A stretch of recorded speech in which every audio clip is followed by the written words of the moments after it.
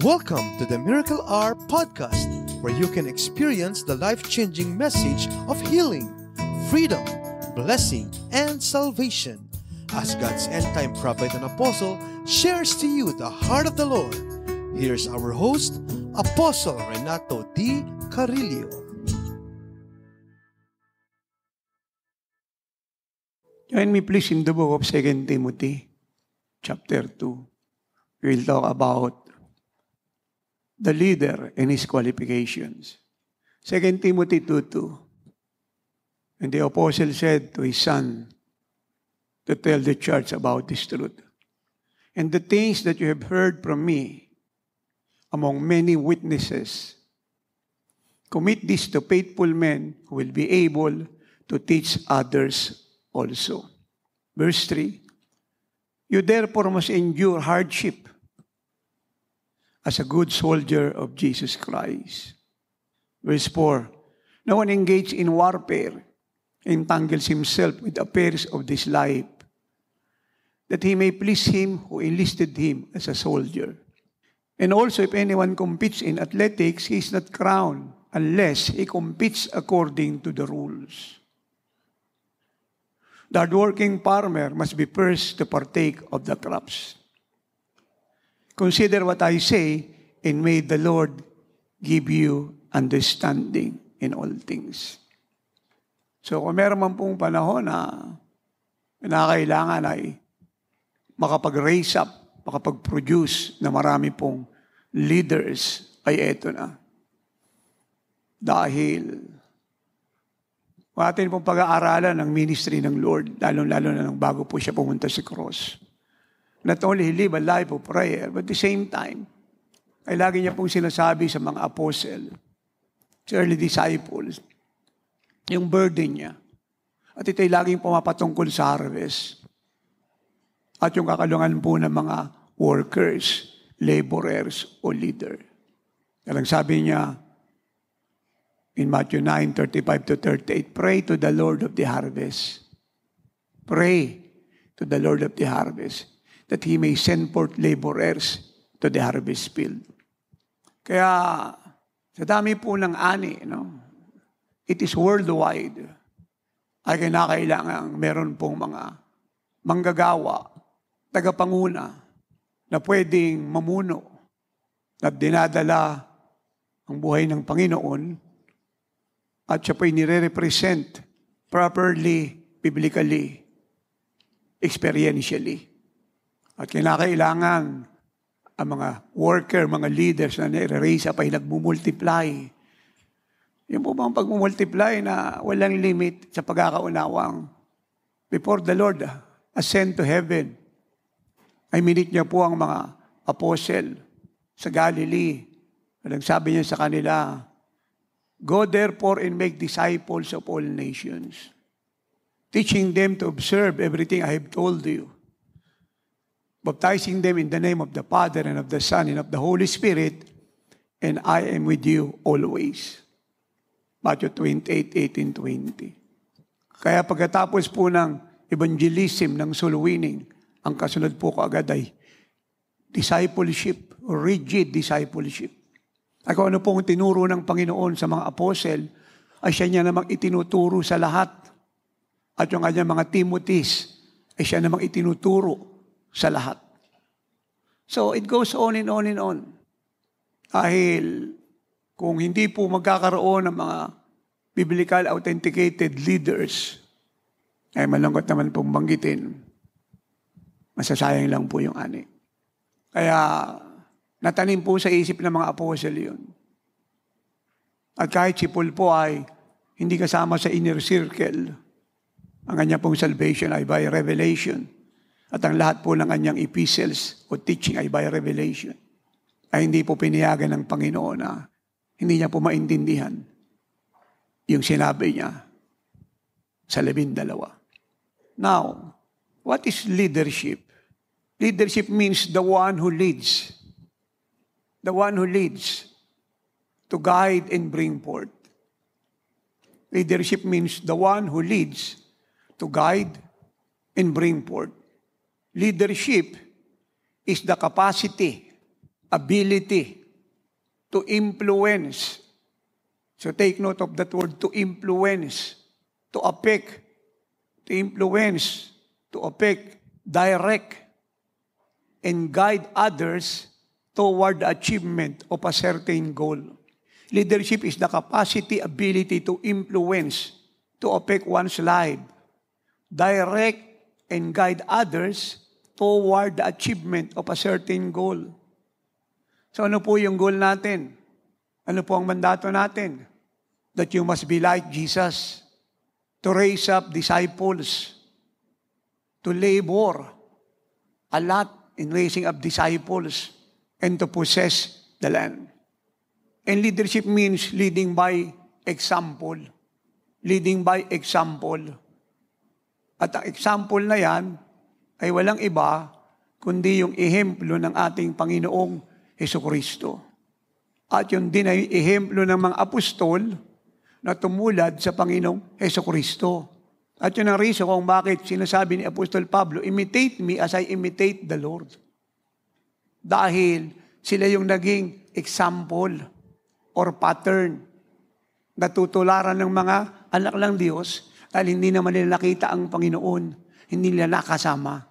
Philippians 3:17, the apostle said, "Brethren, join in my example."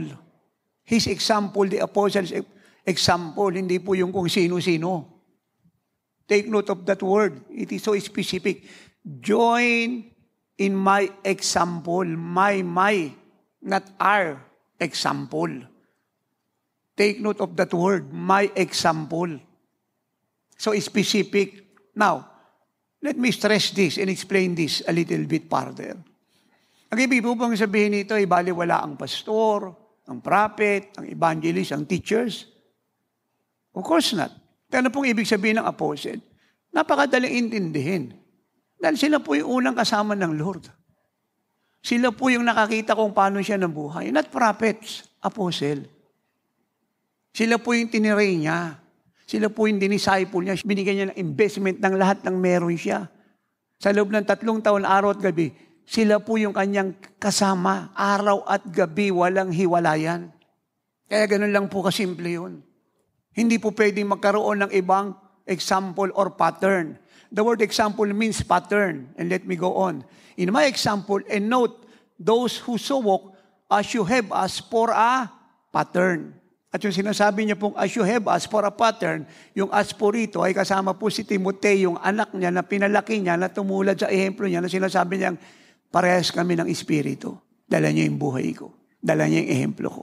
Yung pong ibig sabihin nun. 1 Peter 2:21-25. For to this you were called, because Christ also suffered for us, living as an example, that you should follow His steps. Ano daw pong gagawin sa ehemplo na iniwan ng Panginoong Jesucristo, na pinamuhay ng mga apostle, at ibinababa sa lahat ng kanyang mga anak here and abroad? Ano raw po ang layunin? Para tularan natin. Isa lang po yung pattern. At isang malaking reason po yan kung ba't sinasabi kong kahit ang Bible po ay binubuo ng 5 office, specific po kung sino ang example. Naintindihan niyo po ako. Sino example? Ang Lord. Represented by whom? Apostle. At isang reason niyan kung bakit hindi pumayag ang Panginoong Jesucristo kahit ito po ay 5 offices or ministry gifts na wala ang apostle. Na sa bawat henerasyon ay may apostle. At hindi lang siya ni-raise up na Lord, kundi take note of that word. And He gave first to be apostles in the church. Inuna siya. At hindi mo siya pwedeng baguhin. At yun nga yung isang sinasabi ko noon pa na malaking kabigatan ko magmula na ako'y naligtas kasi alam ko yung truth. Na kahit malinis ang puso ng prophet, evangelist, pastor, teacher, I don't question that. I thank God for their life. Pero ang biblical truth ay biblical truth. Hindi mo siya po pwedeng baguhin. Yun yung principle. Yun yung example, yun yung pattern. Ano po ba sa Tagalog yung pattern? Halimbawang tutularan, gagayahin. For to this you were called, because Christ also suffered for us, leaving us an example that you should follow His steps. Take note of that word, steps. Sabihin, lahat ng kanya pong nilakaran, hindi ka mamimili. Amen. Kaya hindi po pwede rito yung lucky dipping. Alam niyo yung lucky dipping, maraming Kristiyano, kahit nasa fivefold, magka-quiet time, at kung ano po yung bagsakan ng daliri nilang Bible, yun na po yung word ng Lord sa kanila. Lucky dipping po yun. Yun po yung mga hindi lumalago sa Diyos. Yung kanyang kapalaran, yung kanyang inaasa doon sa sitwasyon at pangyari, hindi sa katotohanan. Who committed no sin, nor was deceit found in his mouth, who, when he was reviled, did not revile in return, when he suffered, he did not threaten, but committed himself to him who judged righteously, who himself bore our sins in his own body on the tree, that we, having died to sins, might live for righteousness, by whose stripes you were healed, for you were like sheep going astray, but have now returned to the shepherd and overseer of your souls. Kailangan daw pong tularan natin ang ehemplo ng Panginoong Jesucristo, ang tinularan ng mga apostol. Ano pong ehemplo ng Panginoong Jesucristo? He walked in love. So ang leader po dapat nabubuhay sa pag-ibig. Kahit siya po'y inusig, sinaktan, inalimurak, kinulong, binugbog, hinato ng latigong bakal, inabandon, reject, iniwan ng lahat, nabubuhay siya sa pag-ibig. Hindi siya nagtitreten, hindi siya nagbabanta, hindi siya nananakot, at hindi siya gumagawa ng mali kasi nagawan siya ng mali. At walang pangit na salitang lalabas sa bibig niya. Ako po'y amazed sa buhay ng Lord. I'm walking with the Lord for the past 39 years. It's a walk that is so incredible for me na God knows kung gaano kalaking pasasalamat ko sa Kanya araw at gabi. That I found myself totally nothing. And He is everything. Yung isa po sa akin na amaze ko sa Lord ay yung siya po ay militis ng Sanhedrin sa pangunguna po ng high priest na si Annas. So marami po mga false witnesses na naglabasan. Pero hindi naman nag-collaborate yung kanila pong testimonies. At nung tinatanong ng high priest, ang Lord, magsalita ka, anong masasabi mo sa akusasyon laban sa iyo? He did not answer. Dapat matutuhan natin yan eh. He did not answer. Not a single word. Dapat matutuhan natin yan. He did not answer.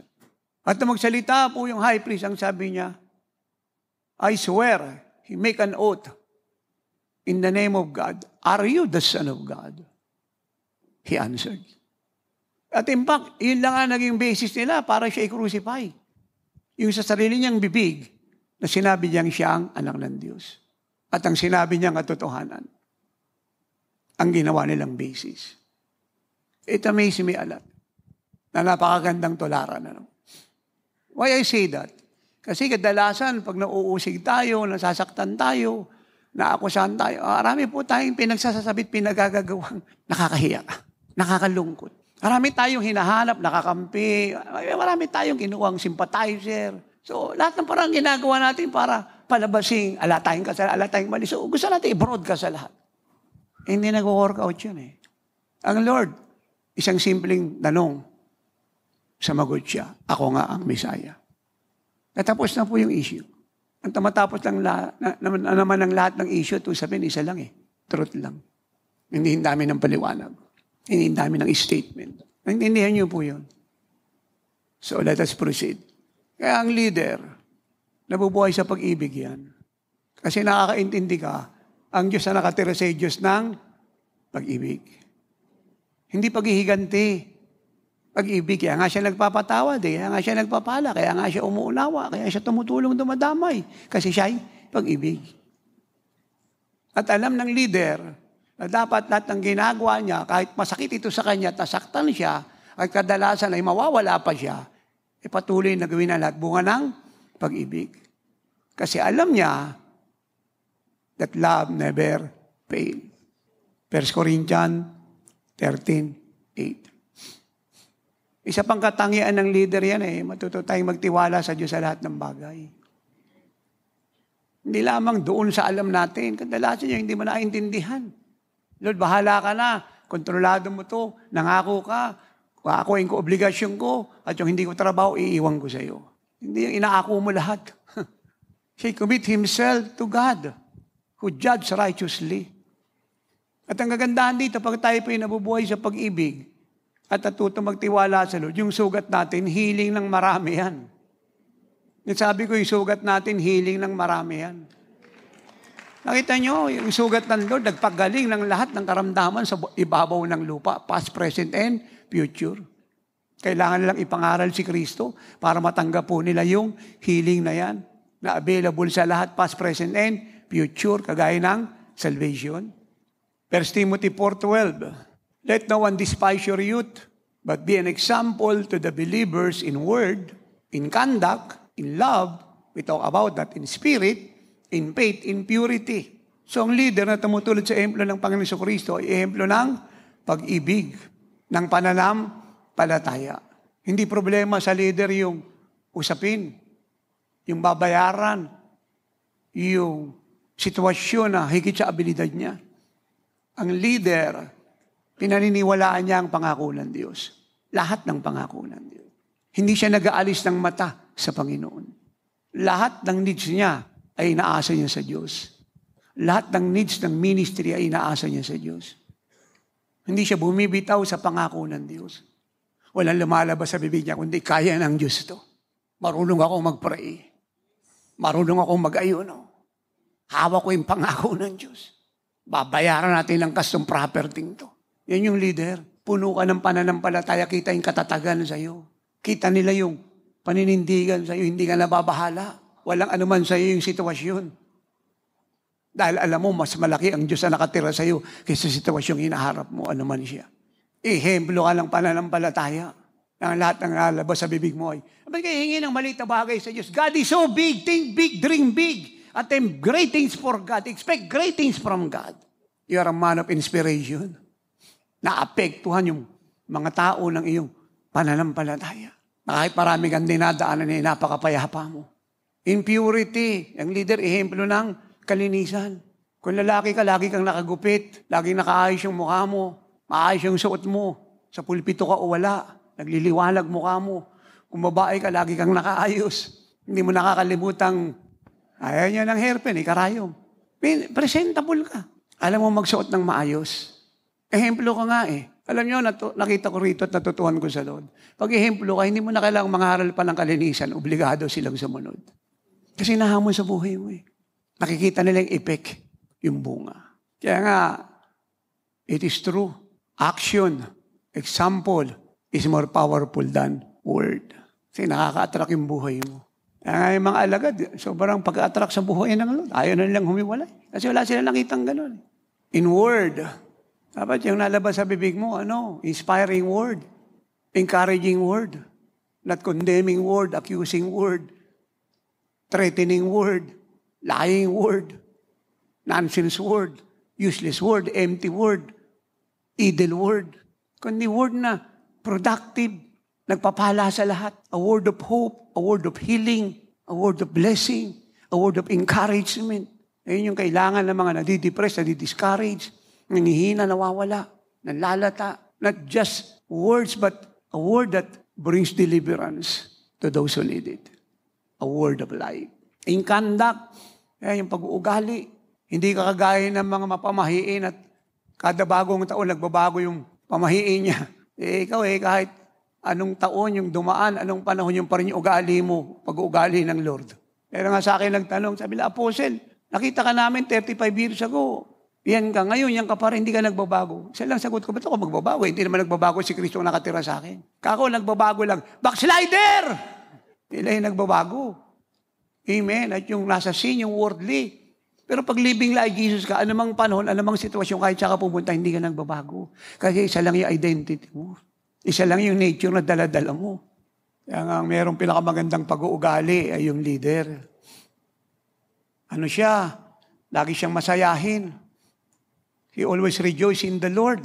Philippians 4:4. His gentleness is known to all men. Philippians 4:5. Nabubuhay siya sa pananalangin. Philippians 4:6. Philippians 4:7. Nabubuhay siya sa peace. Marunong siya mag-ingat ng kanyang isip at puso. At ang kanyang pinapaniwalaan, sangayon sa Philippians 4:8 ay yung whatever things are true, whatever things are noble, whatever things are just, whatever things are pure, whatever things are lovely, whatever things are of good report, if there is any virtue, and if there is anything praiseworthy, meditate on these things. Amen. At di niya kinakalimutan yung ehemplo ng tatay apostol niya na nagsasabing the things which you learn, number 1, and receive, number 2, and heard, number 3, and so in me, this do. Sabing kopyahin mo eksakto.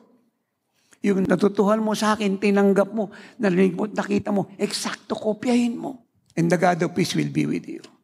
2 Corinthians 6:3-10. We put no stumbling block in anyone's path so that our ministry will not be discredited. So ang leader, hindi siya nakaka-stumble. Yung ugali niya maganda. Hindi siya stumbling block sa growth ng iba. Hindi siya stumbling block sa nilalakaran ng iba. Siya po yung nagiging tungtungan para ang mga anak ng Diyos ay makaangat, makarating sa tawag nila. Hindi yung pag mayroong umaabante, hinahatak mo pababa. Kasi naiinggit ka, nai-insecure ka. Ang leader, hindi siya nai-insecure kung yung susunod sa kanya, mas magaling sa kanya. Karangalan niya yun. Pumapayag ang tungtungan upang siya ay makarating sa itaas. Hindi yung gusto niyang umusad, hindi pa siya nakakausad, binababa mo na. We put no stumbling block in anyone's path so that our ministry will not be discredited. So ayon ang leader ng ministeryo niyang tinanggap sa Lord ay mapahiya. And this is true. Kasi naglilitas tayong kaluluwa. Pagka kami sumasakay ni nanay ng eroplano, local o international yung biyahe, na makain sa restaurant, maliit o malaki, bumibili sa isang tindahan, branded o local, ang lagi kong sinasabi kay nanay, etong mga ito, ang tagumpay ng mga ito, nasa ehemplo ng empleyado. Dahil kung yung mga nagsiserve ay hindi nakangiti at hindi gumagala, walang babalik na customer para kumain. Lugi yung company. Pag yung mga flight attendant nakasimangot, amen, hindi makausap ng matino, laging nakakunot yung noo, laging naiirita, wala nang sasakay sa aeroplanong yan. Lugi yung company. At kung yung mga nagtitinda ng mga paninda, branded o local, tamad at pinapayagang pumili yung customer nang wala siyang sinasabing maganda tong product na to, mabuti ito, at bahala na siyang pumili at pagka walang napili, nagagalit siya kasi siya yung magtitiklop, wala nang babalik. Lugi negosyo. Ganyan sa ministry. Pag pangit ang ugali ng leader, hindi siya lalago. Mauubos ang kongregasyon. Do you get that? Kaya yung magandang pag-uugali, maganda yan. Kung sa secular nga yan nga yung tinitingnan ng mga nakakaintindi ng principle, how much more sa church. Nakita niyo may spokesman ng iba't ibang politician, ng iba't ibang ahensya ng government, lagi nakangiti. Kahit mabigat yung issue, tinatalakay nakangiti. Ang mga leader, dapat kahit marami kang kirot, marami kang sugat, marunong kang umiti. Hindi ka kumakamay na napipilitan lang. At di ka kumakamay na pakitang tao. Kasi mararamdaman nila yun. Kaya, pag may nagpapakancel sa amin ni nanay, bakit di na raw bumabalik yung mga tao? Yung sagot ko sala naman ang reason yan Yung karakter ng mga na-encounter nito. So, let us move on. So that our ministry will not be discredited. Rather, as servants of God. Yan. We commend ourselves in every way. Ang mga leader, parang mga isda sa aquarium yan, binabasa yung buhay mo. Paano ka lumangoy? Paano ka gumalaw? At pinuprove ng leader sa lahat na siya nga ay servants of God. Pinapayagan na lahat na makita yung buhay niya sa labas ng bahay, sa pulpito, saan man siya pumunta. Nakikita yung buhay niya. Hindi pagdating sa pulpito, I love you with the love of the Lord. Pagbaba niya sa pulpito, tingnan ko lang. Hindi ba alam kung sino to? Nasagot ng Diyos, sino ka ba talaga? Hindi niya kilala kung sino to. Sabi ng Diablo, I know you. You are mine. You are mine. Hindi niyo po. Kahit pagod ka riyan, makikita nila, enjoy mo yung kagalakan mo. Yung alam nilang hindi ka tanso, ginto ka. Hindi ka fake, original ka. Alam niya, na-discover ko sa church. Kasi nga, laki ko sa church, magwala nang naligtas ako. Ang dami pong mga nasa fivefold sa church, puro pakitang tao yung appearance. Believe me. Gagamitin ka lang nila para umabante sila. Gagamitin ka lang nila para maging popular sila. Sasakay lang sila sa popularity mo, sa sinasakyan mong favor sa Diyos. Pero wala silang balak magpasakay ng iba. They are like Absalom and Adonaiah, promoting themselves. Napakarami ko pong alam hanggang ngayon. Sabi ko kay nanay, alam mo, love, sayang itong mga ito. Dapat kasi nagpapakatotoo sa Lord to. Hindi ka ako tatagal ang ministry nito. Kaya lahat po ng prophecy ko, nakita ko nag-come to pass. Nakita ko po. Hindi ko lang siya isa-isahin kasi baka lumayo tayo. Pero lahat ng pinarapisi ko po noong 1986, lalo na nang dumating ng 1990, nakita ko po nangyari sa maraming fellowship. TV program, radio program, ministry, lahat nangyari. Kasi hindi naman sila naging ehemplo. Yung iba pa nga po, nagladlad na eh. Alam niyo nagladlad. Nung nakita siya ng mga kongregasyon ng early years ko, dynamic yan. Pag nagturo. Pag nag-worship yan, talagang on fire. Ay, ng bandang huli, naglad na eh. Hallelujah. The Lord likes you. Nagladlad. Hindi niyo po ako. Ngayon po yung problema. Kaya maganda talaga ang teaching ng Living Like Jesus kasi wala ka ritong ilaladlad eh. Isa lang kasi talaga yung kalikasan mo eh. Siya lang talaga. In great endurance, in troubles.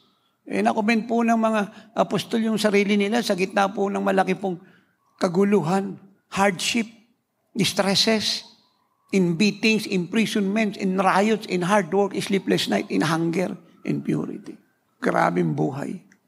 Ako, hanggang ngayon, marami po nag-claim na apostle sila sa iba't ibang fellowship. Iba kilala ko eh. Ako wala ako against doon eh. Ang sinasabi ko, sayang na yung mga claim nito. Dapat pinuprove nito yung claim niya. Ako nung ako'y naakusahan, sabi nila, paano ka lagi apostol eh?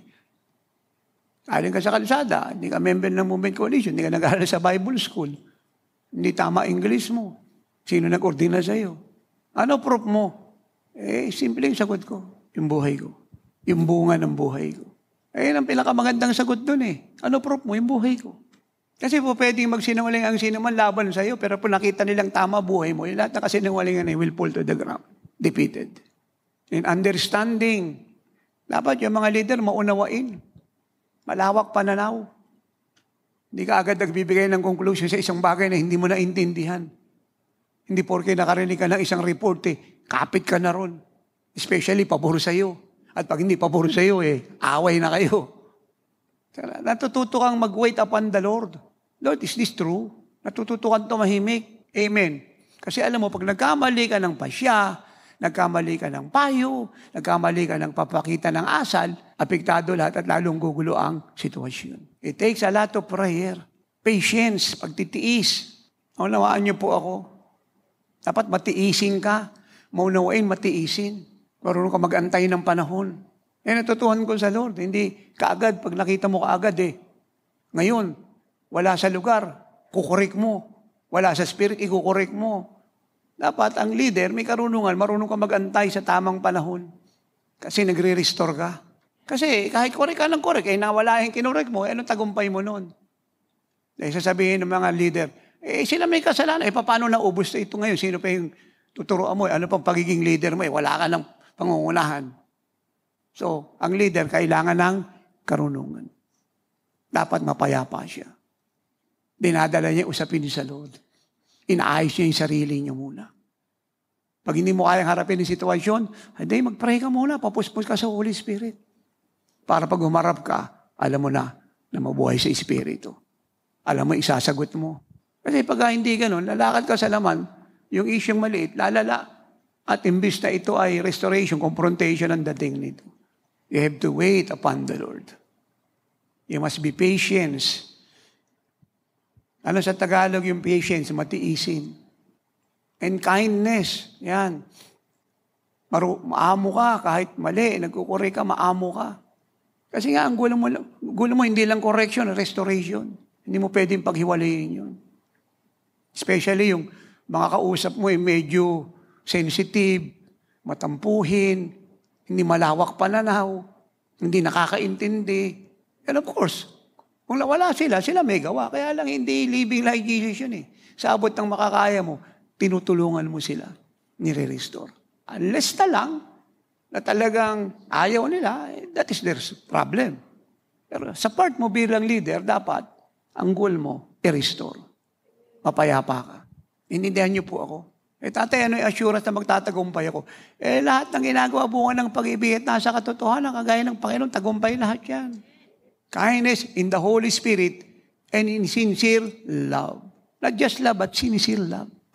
Ito yung isa sa mahirap sa leader, yung sincere love. Kailangan doon lang kamatayan sa sarili. Talagang empty ka para lumabas yung sincere love. Alam niyo, tingnan niyo si tatay. Ang definition talaga ng love experience. Kailangan matuto ka magmahal. Believe me, yung nagmamahal ng sincere, sila yung mga taong maraming kirot na naranasan sa puso. But they choose to walk in love. Decision yun Hindi mo pwedeng ignore yung kirot na naramdaman mo Inaalaw ng Diyos yun But you choose to walk in love. Not just to forgive, not just to forget, but to help. Kasi madaling magpatawad, madaling lumimot. Pero hindi yun ang goal mo. Ang goal mo, panatilihin sila sa faith, sa leadership mo. Especially nagre-repent. Do you get that? In truthful speech, ayan, kailangan, yung sinasabi mo bilang leader, talagang makatotohanan. Hindi yan iyak ka lang dyan ang iyak. Dami mo sinasabing chapter at verses, kundi yung makatotohanan. Mararamdaman ng lahat yan na galing sa puso mo. Yun yung buhay mo, yun yung totoo. Kaya susunod sila sa'yo. Kaya maraming offering dyan, kaya 13 yan, susunod sila. Kasi katotohanan yun Masakit man yan na nabibilaukan man yung mga bishop at mga pastor, makikinig pa rin sila kasi katotohanan yun Mas gusto nila yun kaysa naman kain sila ng kain. Ina-impatyo sila. Hindi naman sila nabago. Na-hospital lang sila. Kasi hindi natunawan. Ito kahit na nabibilaukan ka, natutunaw naman yan. At nagbabago ng buhay yan. Inindihan niyo po ako. Kaya talagang ang salita ng Diyos talaga, iisa-isahin mo siyang ikabuhay. I-evaluate mo talaga yung buhay mo in the context of the Word of God. Kasi babasahin ka nila Ang unang hinahanap ng mga tinuturuan ng leader ay yung katotohanan, yung tinuturo ng leader at ginagawa niya, dapat nakikita sa buhay niya. Kahit hindi mo sila ipalaw, hahanapin ka nila. Kahit malayo, pupuntahan ka nila. Kahit masakit kang magturo, hindi ka nila aayawan. Ang Diyos magpapatotoo sa iyo. And in the power of God, ay leader, dapat di nawawala ng power yan. Hindi yung ngayon, linggo, powerful siya. Nung Martes, powerless na yan. The more na wala ka sa pulpito, the more. Dala mo ang kapangyarihan ng Diyos kahit siya ka pumunta. Yung ngayon nga, di ba, galing na kami ng Lanao, dumaan kami ng Usamis, from air to sea to land. Tapos, dumating na kami ng airport. Medyo malayo yung lalabasan. So, sumasakay ng buso. Alam niyo naman yun may nakatabi si nanay matanda. Ako, si nanay. Actually, puno na yung upuan Kaya na makita ni nanay na matanda ito, lalaki, pagod na pagod lumakad. Pinaalis siya isa nating anak, nakatabi ni nanay. Sabi niya, upo po kayo rito. Actually, hindi lang isa yung pinaalis ni nanay, dalawa.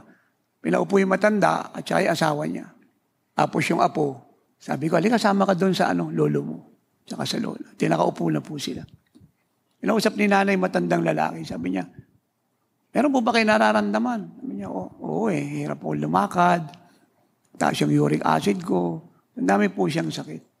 Sabi ni nanay, habang tumatakbo po yung bus, papasok sa loob ng airport. Huwag po kayong mag-alala. Kayang-kaya ni Jesus yan. Pag-pray ko po kayo. So, nanonood ako. Pray ni nanay. Nilayan siya si tatay. Pinagaling na si tatay sa upuan. Nung tumigil na po yung bus, lumakad si tatay, masaya, malakas, pinagpala ng Diyos. Yung power ng Diyos, hindi lang yan sa pulpito. At biniro ko nga si nanay, sabi ko, napakapalad ko. Hindi ako nagkamali nung pinili kita, may power ka. Yung power, ano yan buhay. The more wala ka sa pulpito, the more na evident yung Diyos sa iyo. And in the power of God with weapons of righteousness in the right hand and in the left. Maraming persecution, apostol, pero sabi niya, yung righteousness dala ko. Ito yung panlaban ko sa lahat akusasyon. Ito yung panlaban ko sa lahat ng lahing ng diablo. Ito yung panlaban ko sa lahat ng kalikuang nakikita ko sa mundo. Ito yung panlaban ko sa lahat ng alok ng mga emperor. Righteousness sa kaliwa, righteousness sa kanan. Do you get that? Kaya nga walang puwang si Satanas sa buhay ng mga apostol. Sabi ni Paul, yung righteousness dala ko sa kanan, dala ko sa kaliwa. Ayun po yung leader. Kasi, alam nyo, ang leadership kasi, laging kino-question ni Satan yan. Kahit gumawa kang mabuti. In fact, the more na living like is God, the more ko-question ni Satan lahat yan. Pipilitin niyang sirain yung integrity mo, yung commitment mo, yung love, loyalty mo sa Lord. So alam na apostol yun, kaya yung righteousness dala niya sa buhay niya. Kasi alam niya, akusasyon, pangaraniwan na yan Sabihin mo sa katabi mo, pag hindi ka na-akusahan, backlighter ka. Tatay, totoo yun? Totoo yun. Kasi pag living like Jesus ka, normal na maakusahan ka. Normal na nahi-headline ka. Normal na nakikriticize ka, normal lang yun. Ang abnormal, living like Jesus ka, walang nakikriticize sa'yo. Abnormal yun. Yung normal, marami nakikriticize sa'yo. Lahat ng parang gagawin ng diablo at gagamitin ng sino mo para saktan ka. Sabi mo sa katabi mo, huwag kang pasakit. Ikaw lang naman magpapasya kung masasaktan ka O di inispada ka ng diablo ng lahing, ilag ka. Sabi mo sa tabi mo, ilag ka. Kaya kasama yun, dapat matutuhan ng leader, marunong kang umilag. Kung natsambahan ka ng diablo, di, gamutin mo sarili mo. Ilihas mo. Be healed. Huwag ka na rin magdrama pa. Ano kasalanan ko? Nabubuhay akong tama. Bakit ako nasaktan? Nasa ng Diyos? Nasa yung mga pangako niya. Ayan. Nakalusot si Satan. Sasaktan ka. Pagalangin mo sarili mo. Paano papagalangin tatay? Patawad ka. Nagpuri ka.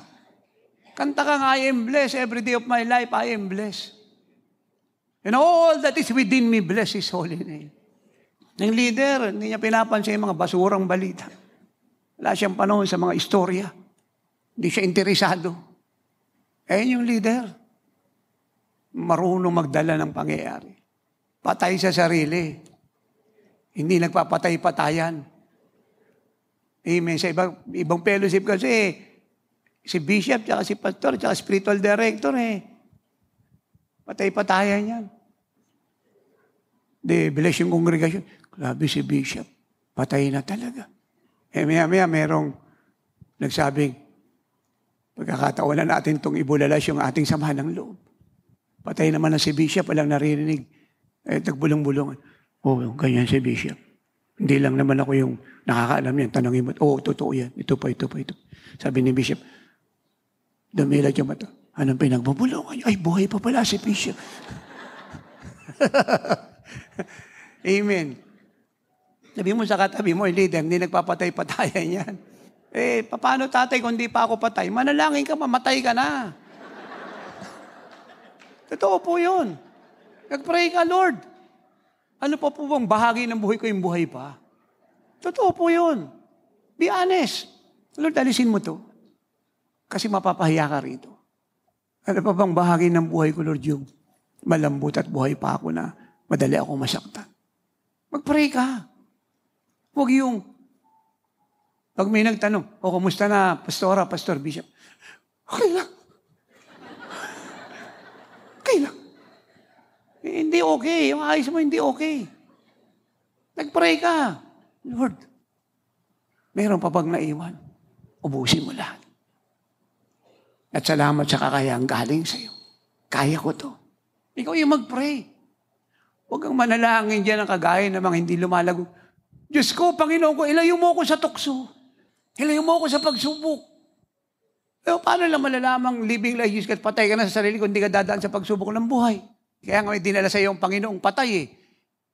Kasi sinasabi mo powerful ka, di prove mo ngayon. Paano mo malalaman may power ka? Kaya ka nga niya dinala ng bingit bulag eh. Kasi sabi mo may power ka, i-prove mo. Alam niyo ba ang meaning ng prove? Sinabi ng Lord, prove me in this matter. Malakay 3:10, prove me in this matter, giving po ito. Alam niyo kung anong meaning ng prove? Demonstrated truth. I love that. Demonstrated truth. Pag sinabi nyo, prove me, i-demonstrate niya sa yung truth ng pangako niya. I-demonstrate niya yan. Gaano kabigat yung pinangako niya, i-demonstrate niya yan. Pag sinabi mong, I am blessed. Every day of my life, I am blessed. So, ito may pinapadala sa yung minutes. Gusto nyo, pagpalain mo yan. Huwag mo sabihin, bakit ka sa akin tumatakbo? Sabi mo, blessed ka. Demonstrate the truth. Prove it. Pag-pray ka, Lord, ano pa po ba yung kahinaan ko rito? Ipakita mo. Tanggalin mo to. At huwag kang mag-iwan, Lord. Ubusin mo lahat. Pagka nangyari yun, wala na. Magugulat sila sa'yo. Ibang-iba ka. At iaalaw na Lord na muling matesh yung buhay mo sa issue na yan, pero ngayon magugulat sila kasi wala nang effect sa'yo. Kasi sinorender mo na sa Lord. Pinalitan niya ng iba. Ano ka na? Immune ka na. Dati nun, ngumingiwi ka. Ngayon, tumatawa ka na lang. Dati nun, sabi mo, ngayon, Intindihan niyo po ako. Righteousness in the right hand and in the left. True glory and dishonor. True glory and dishonor. Bad report and good report. Kita niyo yan? Genuine yet regarded as impostors. Known yet regarded as unknown. Dying and yet we live on. Beaten and yet not killed. Sorrowful yet always rejoicing. Poor yet making many rich. Having nothing and yet possessing everything. Amen. So to sum up, ano pong sinasabi ng apostle sa lahat po ng dinaanan niya at nature ng pamumuhay niya. Sa ginitna ng lahat ng dinaanan niya, living like Jesus. Then, ang leader dapat palaging may sound mind. Dapat yung mind niya palaging maaliwalas. Sabi mo sa katabi mo, dapat yung mind mo laging maaliwalas. Wala dapat ipaklong sa ulo mo. Wala rin gagamba. Walang sapot. Naunawaan niyo yun? Walang kulambo. Dapat yung isip mo laging maaliwalas. Lalo-lalo sa panahon na natitest yung leadership mo. Yung pagkatawag mo, yung buhay ng Lord sa iyo. Yung judgment mo maayos. Yung pananaw mo tama. You judge righteously according to the situation at according to the report or sentiment ng sino man o feeling niya. Kundi ang basis ng lahat ng ginagawa mo ay ang salita ng Diyos. You judge everything with the sound mind and according to the word of God. Yun yung basis mo.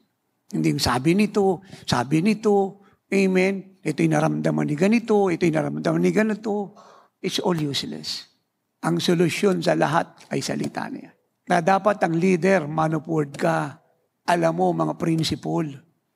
Ganyan nga kaganda yung sinasabi kong devote yourself to the apostles' teaching. Kaya kami nagbibigay sa inyo ng pundasyon ng mga aral na yan para pag dumating ang sitwasyon, yun yung kukunan ng basihan ng sagot. Kasi salita ng Diyos yan. Kasi I have discovered, hanggang ngayon, puro pakiramdam yung kinabuhay ng marami. Puro pakiramdam. Simpatiya. Walang naitutulong yun eh. Gulo palalo yun. Naiwasan kasi yung mga problema na yun sa ministry.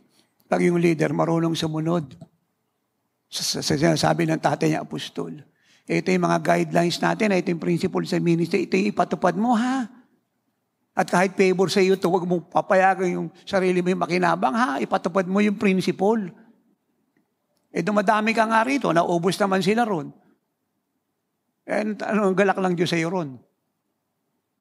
Kahit na, parang advantage mo to at napupugian sila sa iyo, o nagagandahang babae, nakikisimpatiya sila sa iyo, at ikaw na yung idol nila, na parang ikaw lang yung tao sa ibabaw ng lupa. May principle ng ministry na ibabayan, dapat yan ang ipatupad mo. Dahil pag hindi mo ginawa yan, sakit ng ulo yung kinukuha mo. And the Lord will never honor you. Are you still there? So para walang problema sa ministry, dapat ang leader, binababaan lahat ng principle. Lahat. Lalo na kung bago yung mga tao. Lahat. Hindi sa kamulang ibababa kung meron ng gulong nangyari. Nahati na yung fellowship na isa lang naman yung kinalalagyan nyo, nag-away-away na kayo. Kaya ang leader, dapat sound yung mind mature. Ang unang-una niyang hinahanap ano ba yung guidance na tinuro ng tatay mula sa salita ng Diyos, yun na ipapatupad ko. Hindi mo dapat kinakalimutan yan. Kasi yan yung pundasyon. Kaya magandang lalaki ka, pero kung hindi naman pundasyon ng Diyos yung nangyayari, bali wala gandang lalaki mo. Kaya ang ganda mong babae, kung hindi pundasyon ng Word of God yan, sayang lahat yan. At di inuunor ng Diyos yung simpateng, walang truth. Do you get that? Kaya dapat yung mind natin sound.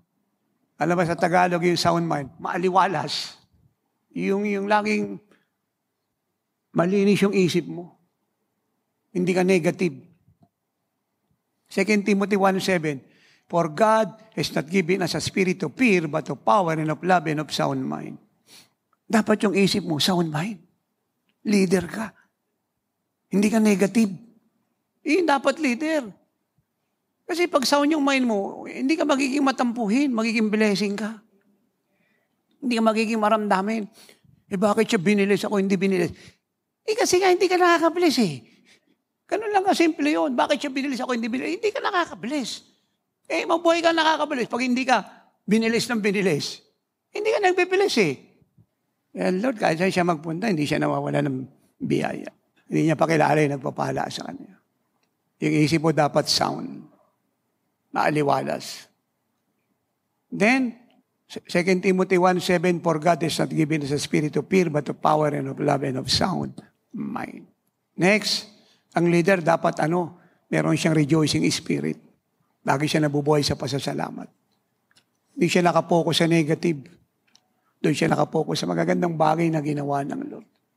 Naalala ko, sabi na rin sa akin nung ako ay nagsisimulang bumiyahe. Sabi niya, anak, pagkatapos mo magturo, sabi mo sa mga nakinig, paglabas nila, ang pag-usapan nila yung tinuro mo.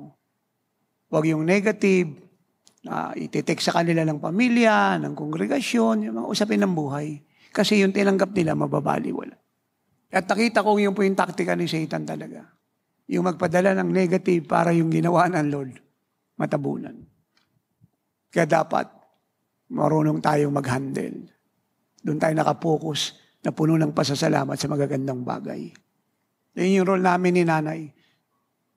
Ayaw namin mag-usap ng negative. At pag si nanay medyo nakatanggap ng mga negative na balita, ang sabi ko, love, huwag natin pag-usapan yun. Kinakambyo ko po yung usapan. Pag-usapan natin yung ginawa ng Lord. Ilang bulag ba yung nakakita kanina? Ilang bingi. Amen. Gaano karaming pastor yung naligtas. Kasi alam nyo, tayo mga leader, pag ang pinag-uusapan nyo negative, lalalayin kirot mo sa puso. Hindi ka lalaya. Especially pinag-uusapan, 3 months ago nang nakalipas, 4 months ago, 1 year ago, 2 years ago. So, it's all nonsense. Nakalipas pa yan Dapat, on the spot, para naayos agad. Amen. Kaya kami, advice namin ni nanay sa mga leader, mga kapatid nyo, tagal na pala nangyari yan kalimutan mo na yan, kamatay mo na lang sa sarili mo yan. Kaya ang leader, marunong siyang mag-ingat sa mga kawan. Wala nang ginawa, kundi ubusin oras niya, na hindi na ma-attend yung ibang kongregasyon dahil sa kanya lang napunta. Pastora, layo ng pinanggalingan ko, dapat kami asikasuhin mo. Yun nga ang problema mo may church doon bakit pupunta ka pa rito?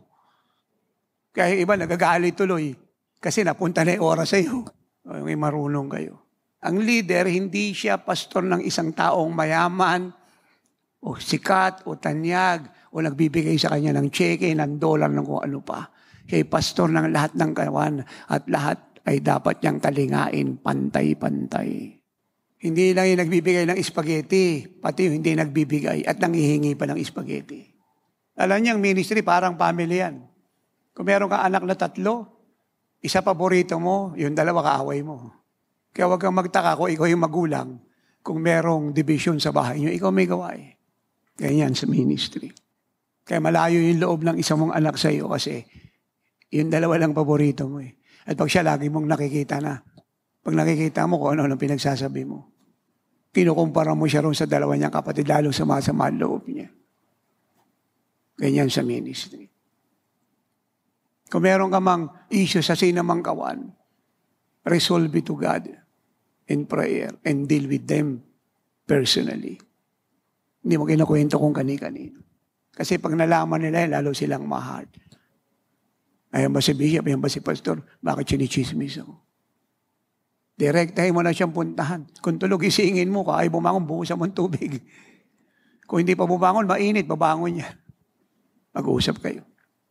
Intindihan niyo po yun. Learn from the truth. Naging mapagpasalamat tayo sa lahat ng bagay. Bahagi ng pasasalamat sa mga kawang mahina, nawawala, nagwawala, panalangin.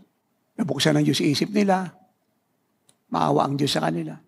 Bumalik o hindi, iligtas sila ng Diyos. Do you get that? Pinapanatili nating malinis ang puso at konsensya natin. Huwag kang magkamali magmukmuk dyan at malungkot. Pag nakita ng diablong nalulungkot, sabi ng diablo, huli siya, huli. Nakuha natin weakness niya. Sayawan mo. In all my life, you have been faithful. Amen. Sayaw ka. I am blessed. Alive, alive, alive forevermore. Dito ay masaya. Sa impyerno ng diablo, hindi. Ang kay Kristo ay laging masaya. Kausapin mo sarili mo. Amen! Ako ay masaya. Si Satan ay hindi.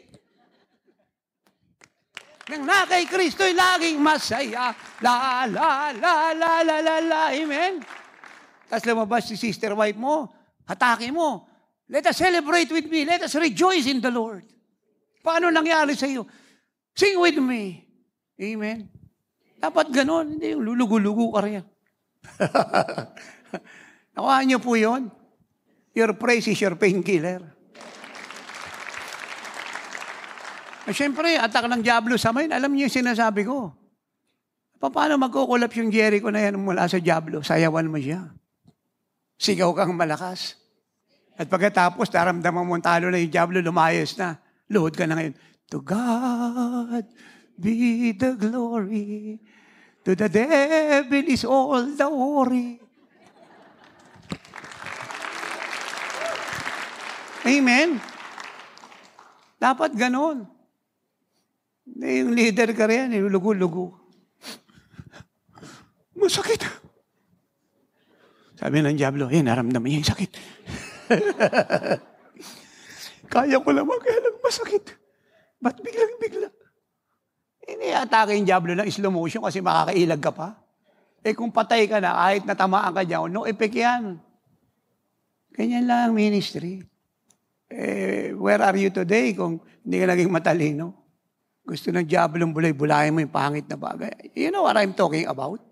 Kahit natutulog ka, nagpipreach yung diablo sa'yo. Bakit kanya ginanon? Anong kasalanan? Bakit biglang-bigla na lang ganon? Hindi mo lang nagbigay ng palugit. Hindi alam ng diablo yung palugit. Ang diablo, kahit minsan, walang konsiderasyon yan. Sabi mo sa katabi mo, your praise is your powerful weapon. Yan yung painkiller mo. Next, as a leader, we have to enjoy God who called us. Kailangan, araw-araw, malalim intimacy natin sa Lord. Dahil yung joy natin, galing sa Kanya yan. Psalm 16:11. In His presence, there is fullness of joy. Enjoy God who called us. O who called you. Enjoy mo yung Diyos na tumawag sa iyo. Magpakaligaya ka sa Kanya. Alam niya yung nangyayari. Andiyan siya para, hindi ka lang samahan, kundi para paligayahin ka sa gitna ng pagpapalungkot ng diablo sa iyo. Next, enjoy the people whom God entrusted to you. Enjoy mo yung mga taong iniwan ng Diyos sa iyo. 3 man yan, cell group leader ka, 7, 70, 100, o 1,000, i-enjoy mo sila. Pasalamat mo buhay nila sa Lord. Ako, alam ng Diyos to, pag nasa bahay ako, at nagsisimula na ang service, iniikot yung camera, nakikita ko kayo, yung mga morning service na umatin, afternoon, at mga sa ibang lugar, umiiyak ako. Sabi ko, Lord, your people, tulungan mo po kaming mahalin sila kagaya ng pag-ibig mo, paglingkuran ng maayos. Nilayo mo yung puso't isip nila sa amin, ilagay mo sa iyo. Umiiyak po ako. At salamat sa pribilehyo mapagkatiwalaan mo ng mga buhay na to. Pag minahal mo sila, i-enjoy mo sila. Makita mo silang priceless creation ng Lord. Hindi pinagpipirahan, hindi pinagkikitaan, hindi pinagsasamantalahan. Yung pagod, baliwala talaga yan eh. If you enjoy God and the people of God, baliwala ang pagod. Hindi mo mararamdaman yan. Yung puyat, hindi mo madadama. Andiyan dyan siya, pero walang effect sa'yo. Mas nararamdaman mo yung kagalakan sa puso. Walungkot ka pa nga pagka iniwan mo sila eh. Kung pwede nga lang na samahan mo lang mahama. Kaya sa ganung pagkakataon, magagawa mo na lang, i-intra sila sa Lord hanggang makabalik ka. Next, as a leader, you have to enjoy the work God commanded you to do. Mahirap man yan, malaki man yan, malapit man yan, malayo man yan. Nag-iisa ka man o may kasama, mapanganib man yan o hindi, you have to enjoy the work. Nakuha niyo po ako. You have to enjoy the work. Kaya apat man tuturuan mo, nag-aeroplano ka, ang layo ng pinanggalingan mo, tapos apat atin, you have to enjoy it.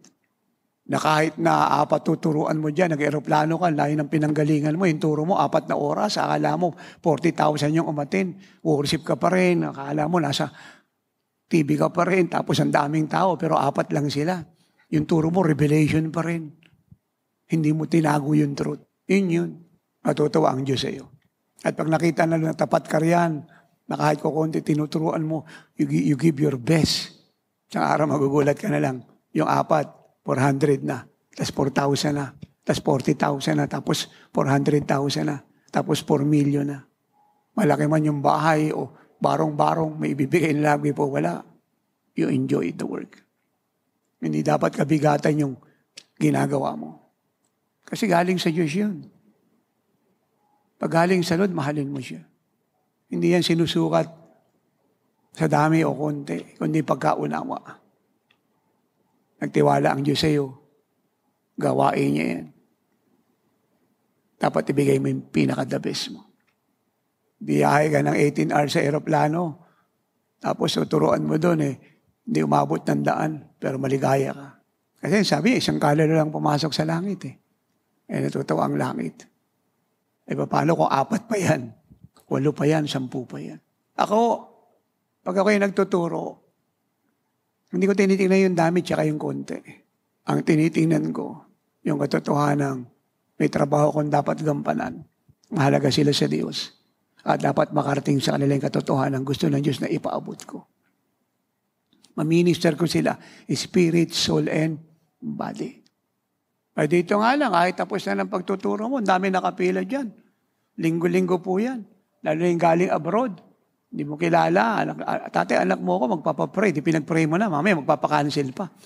Hindi kinansilan mo na. Mamaya, may kukwento pa siya. So, yung kalahati ng istorya ng buhay niya, page 500 yung aklat niya, nakaka-250 pa lang siya. So, meron ka pang 250 pakikinggan. So, nakangiti pa rin si tatay. Sabi ko, sa kanya lang po natin ituloy po yan, nanay, kasi madaling araw na po. Amen. Ay, ganun pa. Sorry po, tatay, hindi ko po na malaya kasi may dadagdag pa ako. Tatay, maganda to pakinggan mo. Sige, sa kanya lang po yan. Kasi ako kaninang alas 8 pa po ako ng umaga rito. Alas 12 na po ng gabi. Hindi pa po ako naghahapunan. Sama po kayo, kain tayo. Wag na po tatay, nakakayan siya. Tutuloy na po ako. Alam mo tatay sa blessing ha. Gano'n yun. Kahit naantok-antok ka na dyan Lord, si nanay. Bless mo po si nanay. You enjoy the work. Hindi napipilitan ka lang. Amen. Alam po, sabi po ng 1 Peter 5:1-3, the elders, si Peter as an apostle is also called an elder. Ang bishop, ang seer, ang pastor is also called an elder. For among you, I exhort, I who am a fellow elder and a witness of the sufferings of Christ and also a partaker of the glory that will be revealed, shepherd the flock of God which is among you, serving as overseers. Now, watch this. Not by compulsion, but willingly. Hindi napilitan ka lang. Kaya minsan yung prayer ng mga napilitan lang mag-pray sa nangangailangan, walang sagot Hindi in-honor ng Lord. Kawawa yung humingi ng tulong. Kasi napilitan ka lang. Pag napipilitan ka, walang burden walang love na ini-express. Pero kung ini-enjoy mo yung maglingkod, not by compulsion but willingly. Kahit malayo ang bahay, talaga magsasakripisyo ka hanggang magbigay ang Lord ng titiran mo sa lugar na yan. Kasi ang kasama talaga ng shepherd. Kawawa kasi ang sheep, ang layo ng shepherd. Of course, pwede ka mag-delegate na authority, pero may pagkakataong ikaw ang kailangan talaga. Hindi mo siya pwede i-supervise sa pamagitan ng online. I-oversee sa pamamagitan ng online. Dapat makita mo actual yan. Yung si Apostle John, yung pwede naman mag-oversee, mag-supervise ng event ko yan sa ibang bayan at ibang bansa online, mag-utos. But he did not do that. Nauuna siya ron, maaga pa. Aalis ng madaling araw, pupunta ron. Sinusupervise isa-isa. Tapos saka na lang siya, uuwi pagtapos na. Dapat ganon. You enjoy the work. Kasi pag hindi mo na ini-enjoy yung work mo sa Lord, mga anak, ibig sabihin nun, yung puso mo, hindi na tama sa Diyos. Akala mo lang tama pa yung puso mo, pero sa totoo, hindi na maayos. Kasi pag hindi mo na ini-enjoy yung Diyos, yung mga tao, yung ginagawa mo, backslider ka na. Parang hindi buo. Pero kahit papano, backslider ka na. Para mga kongregasyon natin yan eh. Hindi nyo lang pansin kahit anong follow-up mo. Hindi naman ako nawawala, pastor. Diyan po ako sa susunod. Diyan ako. Pero hindi mo nakikita. Backslider na po yun. Kasi pagka ang puso ng sino man buo, naglalagablab, kung saan pupunta yan? Walang paliwanag yan. Kung nauuna mga mag-abroad nauuna mo nga yung negosyo trabaho pagdating sa doon saka na. So, ano yan? Unacceptable opinion. Now, let us move on. Not by compulsion, but willingly. Not for dishonest gain, but eagerly. So, yung willingness natin, hindi dahil may ibibigay sila kundi mahal natin ng Diyos sila at yung tunguling na atang sa atin. Kaya dapat yung tunguling inatang sa iyo, mahal mo siya. Kaya yung pananalangin talaga, number 1 yan Yung first and second commandment, number 1. Gusto mo silang makita. Tsaka hindi ko yung palaging tatanggap. You love them, you love God, you love them, you love the work. Ako, mas gusto ko pang turo ng turo kasi wala akong ginagawa. Kasi napakahirap na pahinga ka lang ng pahinga dyan. Dami namamatay. Dami nagugutom. Kahit bagay 1,000 pa katawan natin, hindi sapat yan. So dami nang nangangailangan. Lalo ngayon. Na malinaw yung pagbaba ng Lord. Sobrang linaw niya. Now, let us move on. Not by compulsion, but willingly, not for dishonest gain, but eagerly. Now, watch this. Not as being lords over those entrusted to you, but being examples to the flock. So, tayong mga leader, tayong mga leader, dapat maintindihan ninyo na hindi tayo Panginoon ang mga tinuturoan natin at pinamamahalaan. Si Jesus ang Panginoon. Hindi tayo nandiyan dyan para maging Panginoon nila. Na lahat ng gusto natin gawin kahit ang biblical, wala sa ayos, wala sa lugar. Kasi tayo yung pastor, tayo yung bishop, tayo yung spiritual director, okay lang kasi tayo nasa authority. It is not so. And learn sa mga kapatiran sa iba't ibang fellowship na inunahan natin ng 1 million times. Ba't nagkaganon? Kasi hindi sila naging ehemplo sa mga kawan. Naging authoritarian sila. Naging Panginoon. Mali po yun. Ulitin natin. Nor as being lords over those entrusted to you, yung po yung mga kawan, but be examples to the flock. Hindi Panginoon, kundi ehemplo. The more na ikaw ay leader at nasa authority ka, dapat the more na puno ka ng humility. Approachable ka, reachable ka. Fearless ka sa kanila. Hindi sila natatakot lumapit sa iyo. Hindi sila natatakot i-approach ka. Well, hindi ka naman politiko, hindi ka rin artista, hindi ka celebrity. Lingkod ka ng Diyos. Spiritual ka pero simple ka. Spiritual ka pero humble ka. Spiritual ka pero meek ka. Spiritual ka pero gentle ka. At huwag kang magtaka kung dadami ka ng dadami. Dadali ng Diyos sa iyo tao. Dito makikita ng ministry, ng church sa bansang ito at buong mundo yung salitang dagdag bawas. Alam niyo yung dagdag bawas, sa politics nangyayari lang yan. Sabi nila, hindi, sa church nakaganap yan. Ito yung taga-ibang fellowship, binawasan dinagdag sa atin. Kasi naging Panginoon na sila Ang ehemplo ng Lord, hindi ganito. He is the Lord, the only Lord. Pero hindi niya ginamit yun. Ehemplo ang pinakita niya sa lahat. Ito nga ang striking dito Watch this. Ano po sabi ng Mark 10:45? Jesus said, the Son of Man came not to be served, but to serve. And give His life as a ransom for many. So ito po yung dapat nating tularan pa bilang leader. Na tayo ay hindi dapat makalimot na hindi tayo Lord. Tayo ay servant. Ang Lord, pumunta siya hindi para paglingkuran, kundi para paglingkod. Nag-iwan siya ng ehemplo. Ehemplo siya ng paglilingkod. Siya yung merong mataas na posisyon, pero kinuha niya yung pinakamababa para maglingkod sa mga tao. Maabot niya ang mga tao. At kasama tayo sa naabot. Kaya delikado na naging bishop ka, spiritual director ka, senior pastor ka, nabuhay ka pa sa sarili mo. Napakadelikado. Kung magkaroon ka man ng kawan, hindi ka nadadami. Pero sigurado, mababawasan ka. Yung dagdag bawas ang magagalap sa iyo. So dito, dalawang pinakita ng Lord. Service at saka sacrifice. And yet, He is the Lord. Pero ang pinakita niya, service at saka sacrifice. Ni-ransom niya yung buhay niya para sa kaligtasan ng lahat. Isa lang ang Panginoon, si Jesus lang. Hindi tayo. Bukas na aklat po ito sa church hanggang ngayon. Ito yung kabigatan ko magmula noon hanggang ngayon. Hanggang ngayon dito nawawala sa church. Lalo na yung mga churches na hindi nakukorek na apostol. Nako, ano po ito? Pangkaraniwan. Hindi po servant yung nasa fivefold. Naging Lord. At ang masakit pa nito, ito eh.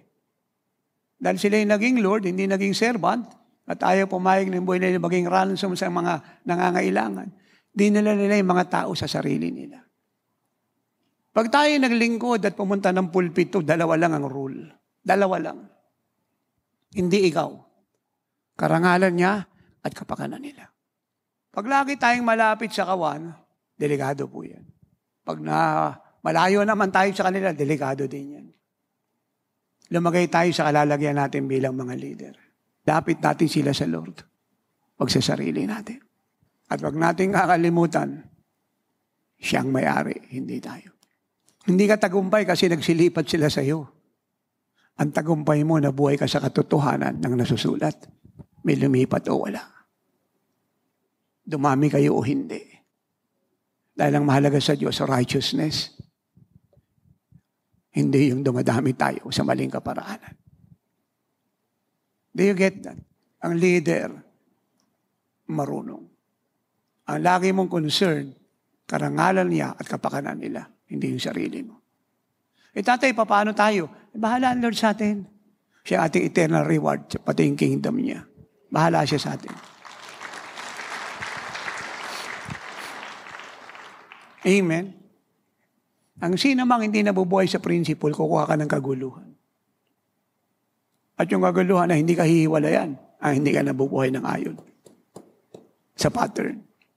At kung ang magiging daan lang naman ang kaguluhan ay isa o dalawa, sa napakaraming kaluluwan dapat pumasok sa langit. Siguro, kausapin natin yung mga yun, turuan, may kababaang loob payuhan. Pero kung hindi pa rin makikinig, siguro iwan natin sa Lord. Kaysa mapigil yung pagpasok ng marami sa kaharian ng Diyos. Dahil sa 2 o 3 ito. O isang pamilya o ano pa, kung gano'n pa sila ka. Of course, walang natutuwa kung sila ay lumilipat sa iba o nawawala. Pero wala tayong option eh. We love everybody. Pero kaya mong makinig, kaya mong sumunod. Love don't compromise. Love stands in the truth. Kasi ang mahalaga kay tatay, katotohanan, hindi tayo dumami na wala tayong kaayusan. Hindi kasi tayo nagpapalaki ng walang batas eh. Kaya nga iba tayo eh. We grow in quality and yet we grow in quantity. We grow in quantity, we grow in quality, we grow in both. Do you get that?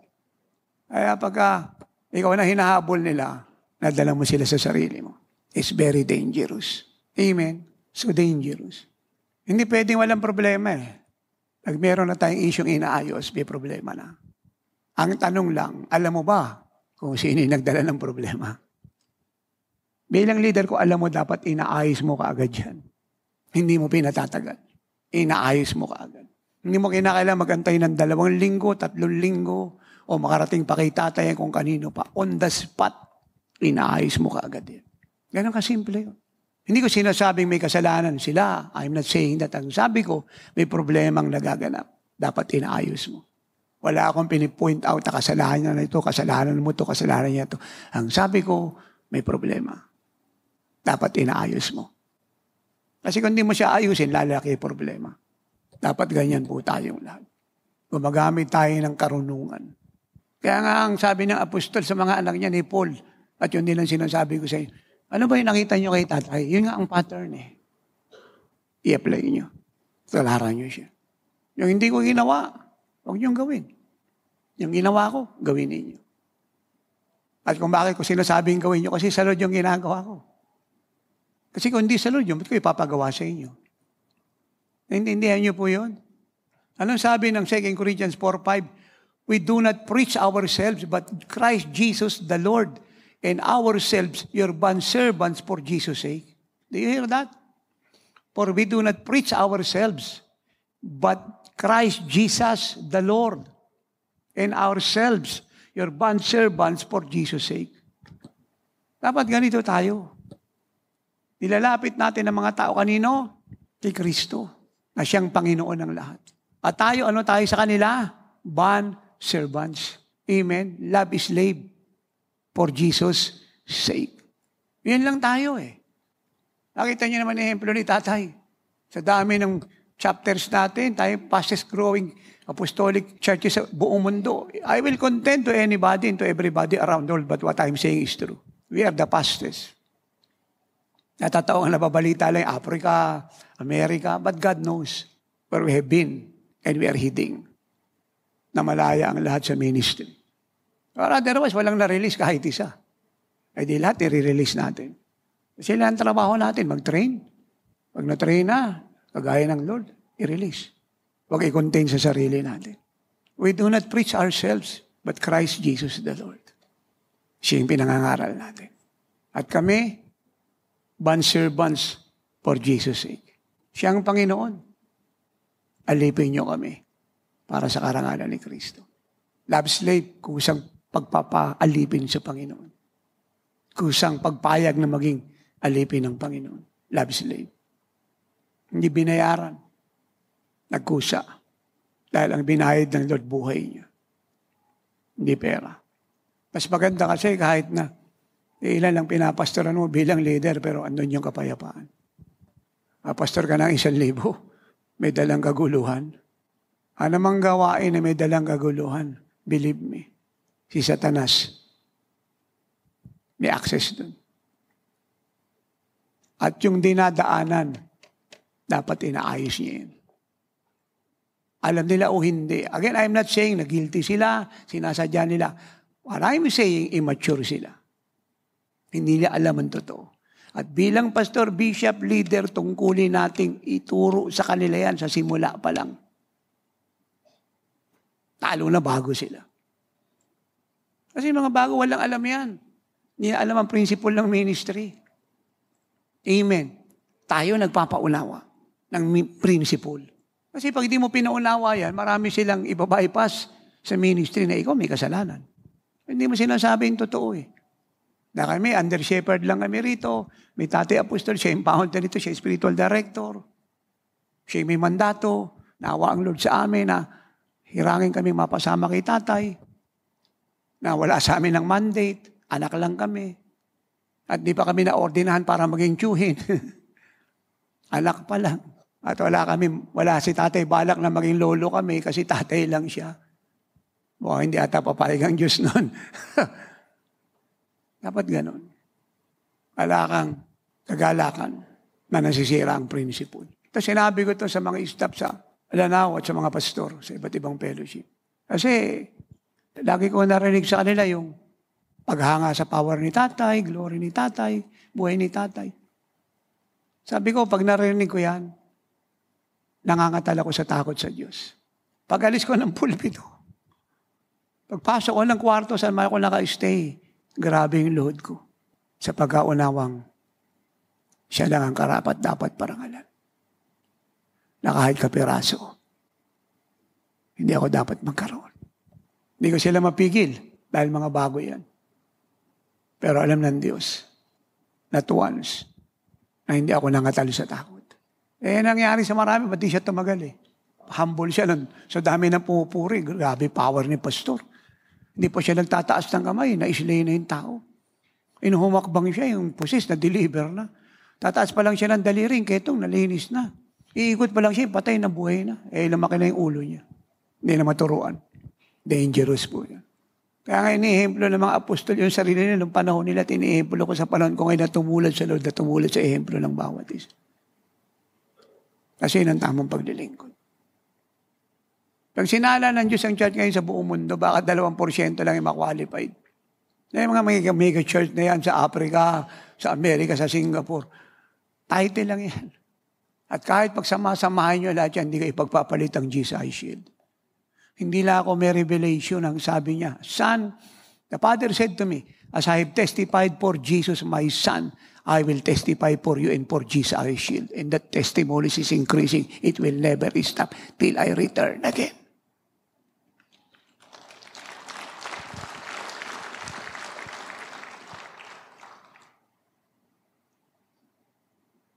You will finish my will. Sabi ko, Lord, ibigay mo po lahat ng karangalan sa nagpo 40 days. Lahat ng reward. Sila naman talaga yung nagsakripisyo ng buhay. Araw-araw, dinadalaw ako ng Lord. Nung umuwi kami, galing ng Lanao, nag-rest ako kasi gabi na kami nakauwi. Maaga pa bumangon, walang pahinga. Pagising ko ng Wednesday, dinalaw ako ng Lord. Yung prayer ko ngayon, hindi nakagaya ng dati. It increased 1,000 times. It is not I who prayed. It's the Holy Spirit. I know. It is bigger and greater than my past prayer life. When the Lord told me many things, I will not say to you now. Later. Kanina, dinalaw na naman niya ako. From time to time, I groan, I weep, I cry. And the Lord is my witness. Hindi ko na matagalan yung overflowing love, grace, faithfulness ng Father God. And I said, Lord, why me? Why me? Why not them? Why me? Hindi po siya sumagot. Alam niya kung anong sagot niya? Yung glory. He covers me. And for me, that is enough. I know the answer. Let me say this to you. Let us go deeper. Sabi ng mga pastor at mga bishop, anong sabi nila? Inobserbahan namin si Apostle. Day 1, hanggang matapos ang gawain, he is Christ-centered. He don't talk anything about himself, but the Lord. Nung marinig ko po yun, I answer. Hindi na po sa kanila. Kasi hindi ko naman sila nakausap, nagtitestify lang sila. Pero narinig ko testimonies. Kasi kainan na po yun eh. Gabi na. Nagiging Christ-centered lang naman ang isang tao pag talagang namatay siya sa sarili niya. 100%. Pero hanggang hindi ka namamatay ng 100% sa sarili mo, hindi ka lubos na Christ-centered. At kahit papano sinasadya mo o hindi, sabihin na natin hindi mo sinasadya, may madadala ka sa sarili mo. At ang sarili mo ay mag-i-insist. Sinasabi ko in a positive way, hindi negative. Kahit hindi mo sinasadya, malinis puso mo. Hanggang hindi ka nakakaranas ng 100% kamatayan sa sarili, kagaya ng inabot ni Tate Apostol. Kahit pa paano, may dadaling ka sa sarili mo. Kaya nga mahalaga yung prayer na sinasabi ko kanina, Lord, mag-pray ka, Lord, lahat ng patungkol sa akin, tanggalin mo. Ikaw yung magkusa magsabi sa kanya. Kasi kadalasan marami siyang ginagawa para patayin ka sa sarili mo. Hindi mo alam eh. Nire-reject mo. Pero pag nag-pray ka, alam mo na ngayon na siya yung may gawa. Kasi nag-pray ka. Answers prayer ka. Kaya pagdating mo sa pulpito, it's not about you. You know that.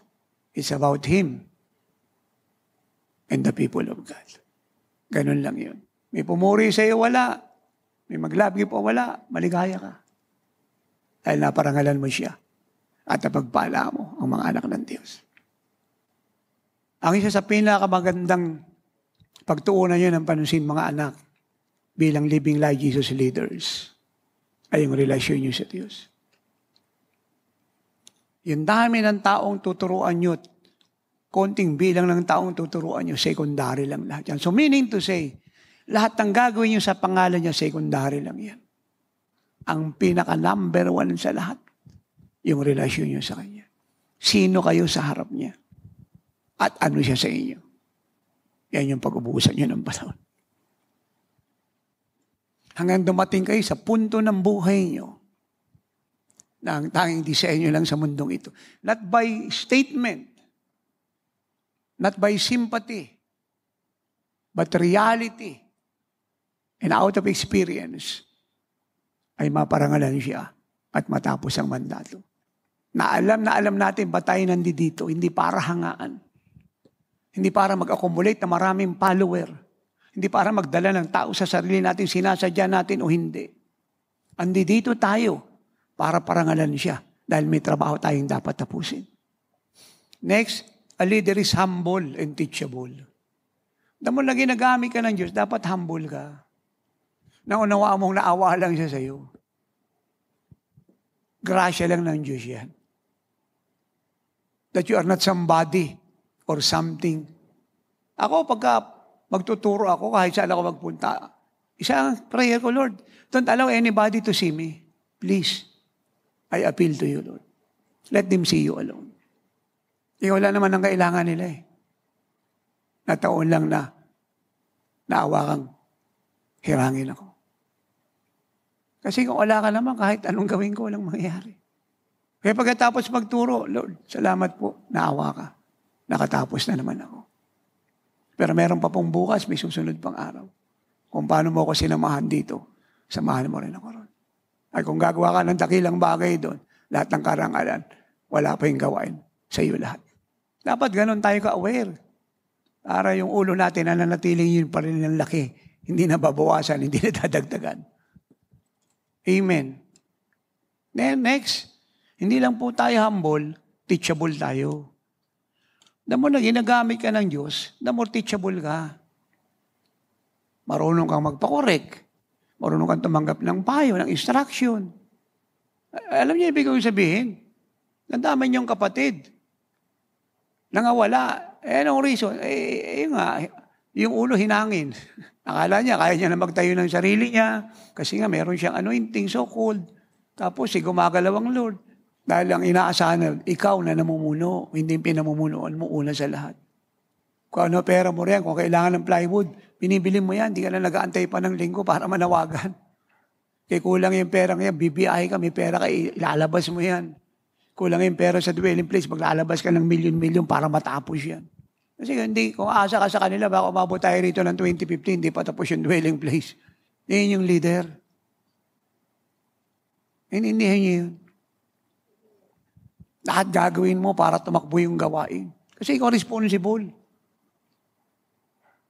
At pag nakita Lord na ganun ka, hindi ka mawawala ng biyaya. Nakita mo walang, Mike, pera ka, bili ka na. Kung ano ba yung kulang niyan? Bangko, meron ka, ano kaya mo? Isang bangko, dalawa, bili ka na.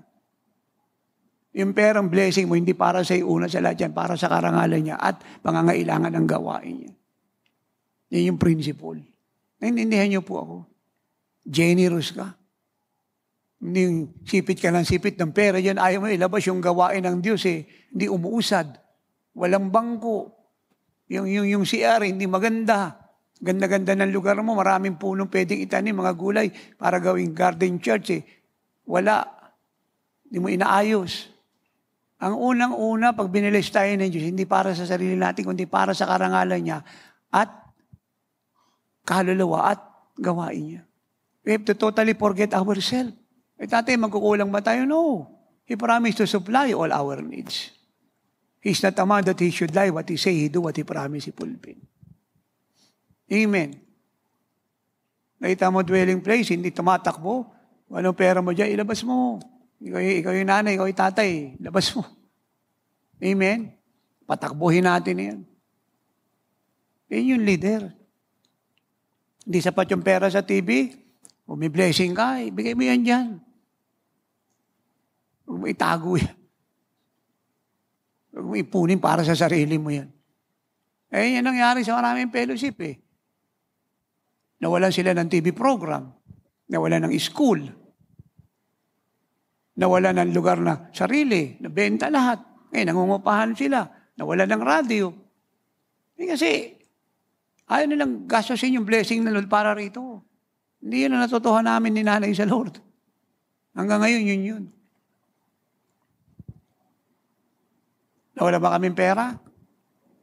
Nagkulang ba kami? Sobra pa nga binigay niya eh. Kaysa pray ka ng pray dyan, hingi ka ng hingi. Lord, yung pong TV, Lord, yung radyo, yung dwelling place. Tapos hindi ka naman naglalabas ng pera mo, ikaw leader. Ano yun? Panawagan ka ng panawagan, Lord, yung church namin, Lord, pinapalahit na kami rito. Hindi ka naman naglalabas ng pera. Mag-aantay ka pa ba ng gawain ng linggo? Mambili kang bumbilya para manawagan na kailangan natin ng bumbilya. Kailangan natin ng carpet, kailangan natin ng bangko. Naintindihan niyo ako lahat. Hello? Kailangan natin ng aircon. Yung bahay mo may aircon, purihin ng Panginoon. Yung church sobrang init. Kaya yung mga umaatin doon may tagyawat lahat. Paano? Walang aircon, electric fan, tapos sobrang init. Pag ikot ng electric fan, lahat ng alikabok. Tama sa umaatin, kaya puro sila tagyawat. Naintindihan niyo yun? Naunawaan niyo yun? Ang leader, kung ano meron ka, ginagamit mo lahat yan para tumakbo gawain ng Diyos. Kasi ang unang responsable dyan, ikaw. Ikaw na mamumuno. Of course, may tungkulin kayong lahat, mga anak, ng mga kawan, pero ang unang responsable yung namumuno. Kaya nga, sabi ko, dapat manopage siya, marunong siya magtiwala sa Lord, marunong siyang sumunod. Amen. Marunong siyang manalangin mag-ayuno, marunong siyang pagalawin ng Diyos. Kasi hindi naman mabuting mag-aantayan pa tayo ng 1 linggo, susunod na linggo, 1 buwan. Diyos ko. Pagdating sa pag-aaral at saka sa kasal, labasan pera. Nakuha niyo ako, pagdating sa pag-abroad, labasan pera. Yung problema nun. Yung kaligayahan natin, makitang yung gawa niya, tumatakbo. Yung kalooban niya, nagaganap. Hindi niyo napansin, wala tayong tigil na biyahe rin abroad. Alam niyo namang hindi naman sapat yung pera eh. Yung TV, alam niyo naman hanggang ngayon, lagi sa inyong ina-announce yung record, dwelling place, monthly, may comparison niya. Alam niyo lahat yun, radio, pero tumatakbo. Sa tingin kaya ninyo, wala kami nilalabas na pera? Magpapaalam pa ba kami sa inyo? Kami leader dapat gawin natin to para tumakbo. Kaya nga yung isa natin, dumami. Yung isa nila nawala, nalipat pa sa atin. Principle yun.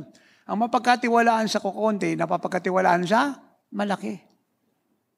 Tsaka hindi sapat na nagbibigay lang tayo. Tinanim namin sa puso't isip namin ni nanay at ang aming mga anak na wala kami ritong pag-aari kahit sa pera, lahat sa Diyos. Katiwala lang kami. Kaya hindi kami pwede magmalaki. Nagpi-first fruit kami, dapat kami sa pagtatithe, sa offering, sa sacrificial. No. Hindi ito sapat. Dapat maintindihan natin na lahat ng pera natin kanya at pagkailangan ito lahat dapat ibigay sa kanya. Dahil siya ang may-ari. Dahil pag hindi natin ito naintindihan, ang dating nito may utang na loob pa sa atin ng Diyos.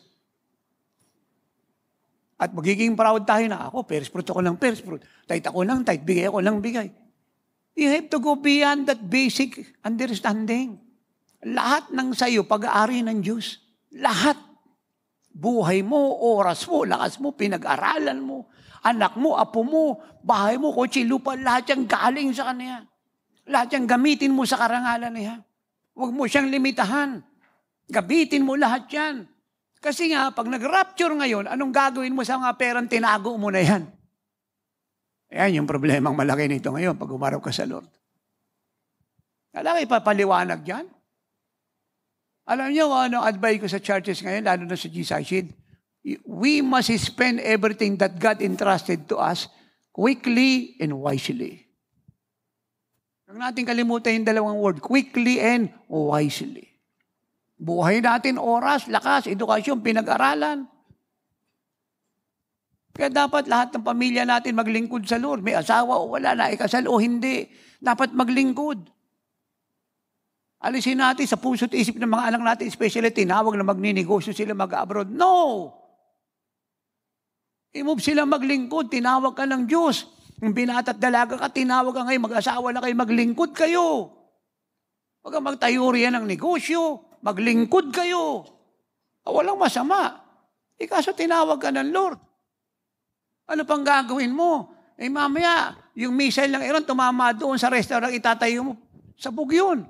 Tumama yan doon sa baboyan mo, sa kambingan mo, sa itikan mo, sa kalabawan mo. Yung missile ng Iran. Tapos yung ballistic missile ng Houthi. Tumama yan doon sa kinalalagyan mo ng pera. Wala nang pakinabang lahat yan. Nangingiti kayo. Alalahanan yan, sinabi ko noong January rito. Ano magaganap ngayong January onwards, ngayong 2024? Quickly, salitang quickly, immediately, full speed, abruptly, speedily. Yan ang nangyari ngayon. Na lahat ng meron tayo sa Lord yan. Pag leader ka na, intindihan mo yan. Ang reward natin ng Panginoon eternally at yung kaharian ng Diyos. Hindi ko ano meron tayo rito sa lupa. At binigyan niya tayo rito ng maraming blessing sa lupa para iligtas yung mga taga-lupa. Hindi itago yung pera sa lupa. Kung ano lahat meron tayo rito, gamitin natin to lahat. Leader ka, you dream big, you think big. Hindi yung isip mo, parang kahon ng posporo. Yun lang yung vision mo. Pero yan ang Panginoon, yung anak ng Diablo, nakapagtayo ng bilyon-bilyong property. May mga eroplano to. Yung leader ng Hamas, bilyon-bilyon yung mga pera nito. Yung mga mansyon nito, lalaki, yung eroplano nito, 2 pa. Yung mga teroristo. Pagkatapos, mga anak ng Diyos, mangungutang. Ano sabi ng Lord? Walang imposible sa kanyang sumasampalataya. Wala.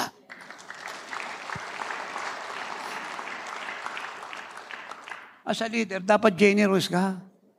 Ikakainin mo na lang, ibibigay mo pa. Amen? Amen? Dapat ganun. Kita niyo naman si nanay Kahit na hindi original lahas niya, basta mabibenta sa sangla, walang tubusan. Okay lang yan. Ika-4, a leader is a decision maker, not problem maker. Decision maker, not problem maker. Ikaw magdi-decide, hindi kongregasyon. Ikaw leader Kaya kailangan mo ng malalim na prayer life. Kailangan mo ng waiting upon the Lord. Kailangan marunong kang mag-fasting. Kailangan marunong kang marinig ang tinig niya. Huwag kang sumabay sa opportunity lang at so-called open doors na wala kang narinig sa Diyos. Bigyan mo siya ng pagkakataong gumalaw. Dahil wala mag-decision ikaw. Ikaw leader. Pwede ka magtanong sa mga kapatiran na trusted, but at the end of the day, ikaw pa rin yung magpapasya mag-isa. Dahil ang responsibility personally nasa iyo. At salamat sa lahat ng nag-participate na umako ng kabigatang daladala mo. At huwag kang mag-desisyon bunga ng pangyayari at naririnig mo at pakiramdam ng sino man. Lahat ay dapat ayon sa salita ng Diyos. At yun nga yung sinasabi ko sa iyo Para pag may dumating na ganyang pangyayari, alam niya na kung anong gagawin. Next, a leader knows that suffering is a part of his life, works, and ministry. A leader knows that suffering is a part of his life, works, and ministry. Wala namang hindi nagsuffer From the Old and New Testament, lahat ng identify sa Lord, nagsuffer. Na-persecute, nakulong, iba minartir, iba kinasaut, iba inabandon, iba tinorture, lahat. I'm not saying na mararanasan natin to. Kasi wala namang emperor na ngayon Antichrist lang at saka Diablo. Pero the same spirit. But I'm saying, kung dadating ang pagkakataong yan ang mangyari, hindi. Wala sa ating problem. We have the same spirit. The spirit of Christ in us is a spirit of suffering.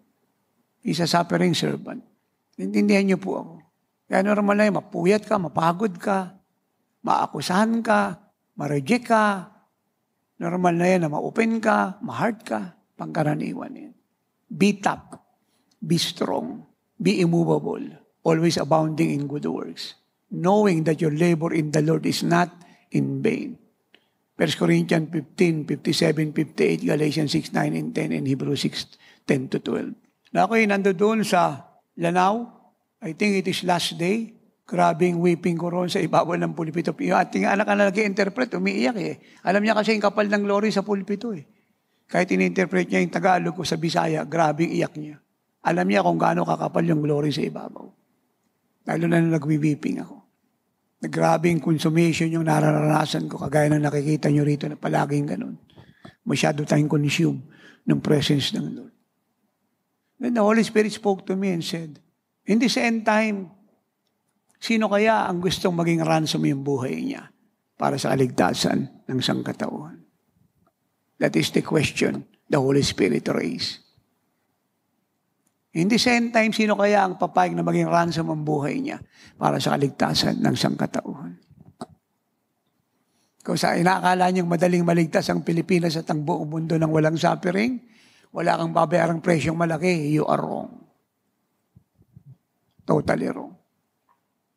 Kaya tayong mga leader, itanim na natin sa isip at puso natin. I-condition na natin yung isip natin na bahagi ng paglilingkod natin at pagliligtas ng napakaraming kaluluwa ng buong Pilipinas at bilyong tao ay pagod puyat. Suffering. Not because of sin, but because of doing the will of God and finishing the mandate. Di ba, hindi madaling magbiyahe. Lahat ng paraang gagawin mo para makauwi. Aeroplano, pauwi, barko, tapos kalsada. Normal lang po yun. Tuloy-tuloy na biyahe, alang pahinga. Kasama po yun sa paglilingkod. Hindi pwedeng ang Jesus kagaya na ibang fellowship na parang hindi naintindihan yung nangyayari sa kanya. Pag binasa niyo yung Book of Revelation, yung 7 churches dyan, alam nilang lahat. Nakatakda sila sa suffering. Si Paul alam niya. Again, I am not saying na hindi na sila dadanasin natin. What I'm saying, normal po yan pag nasa Lord. And don't expect na maging kagaya ka Lord na wala kang dadaanan. Imposible. Kaya yung puyat, yung pagod, yung pag-iisa, normal na yan. Ang importante rito, kasama mo siya. Yun ang maganda kahit siya ka pumunta.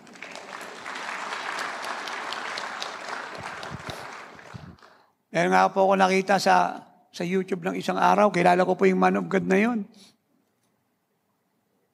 So nakapagturo pa po siya noong April 24, Sunday. Kagagaling niya lang po sa isang gawain, sakay siya ng eroplano niya. Sabi niya, gusto ko man kayo ilihan sa kayong oras na to, I cannot do that. Hindi niya alam na huli niya palang message yun. Hindi rin alam na mga tinuturuan niya. Sabi niya, I have been in many countries, I'm so tired. I'm exhausted. But because of the call of God, ipaparaphrase ko, hindi niyo nakitang weak ako. Hindi niyo nakitang lulugo-lugo ako. When I enter the room, I'm so strong because of the anointing. Pagkatapos niya pong mangaral, he go home. Bahagi po ng paglilingkod yun. Inulit ko, hindi ko po in-expect na mangyari sa inyo yan. But let me say this. Mabuti nang umuwi ka sa langit, na umuwi ka, naglilingkod ka. At mas maganda nga, naglingkod ka ngayon, mamaya umuwi ka na. Siguradong ligtas ka. Kaysa umuwi ka sa langit, na questionable. Ang paglilingkod mo sa lupa. Walang kwentang mabuhay rito ng matagal kung sayang ang buhay mo rito. Kaya ako, ina-advise ko sa inyo, mga anak, mga magulang. May asawa yung mga anak nyo, wala. I-push nyo silang maglingkod sa Diyos. I-stress nyo yung kahalagahan ng kalooban ng Diyos, yung pag-aaral, negosyo. Wala nang kabuluhan lahat yan. Walang kabuluhan yan.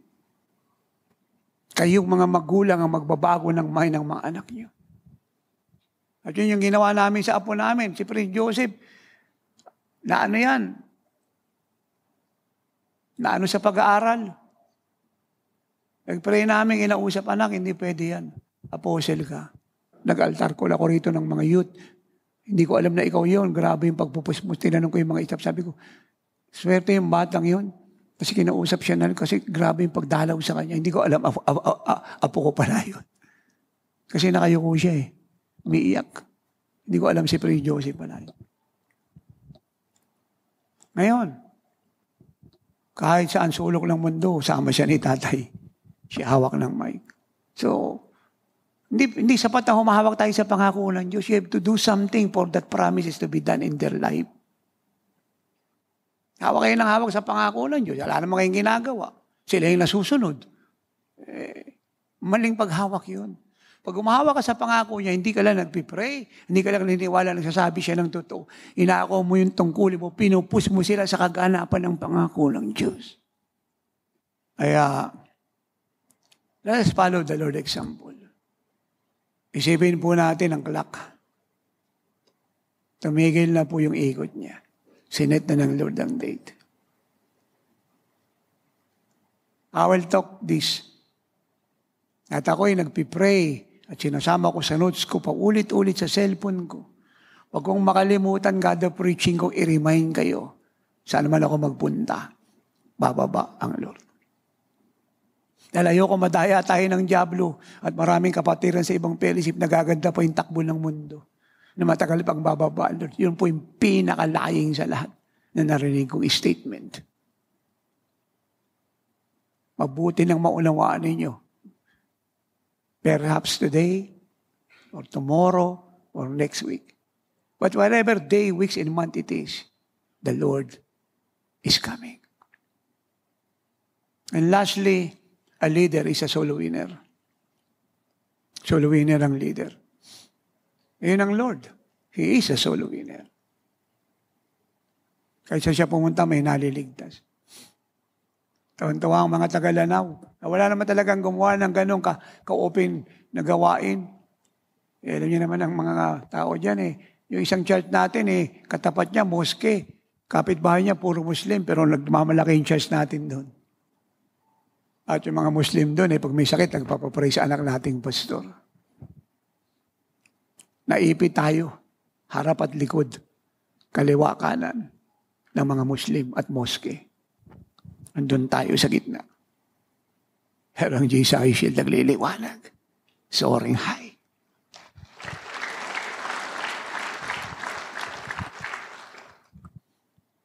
Kaya pag inisip mo yung kaligtasan ng kaluluwa, perfect love, cast out fear, hindi mo na iniisip kung anong reliyon nila, kung anong klaseng tao sila, kasi kaya ni Kristong baguhin ang lahat.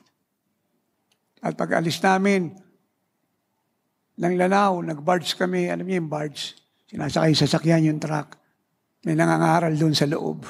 Sabi ko, Lord, what a joy to hear that. Christ must be preached 24/7. Kaya kahit saan tayo magpunta, dapat may brochure tayo.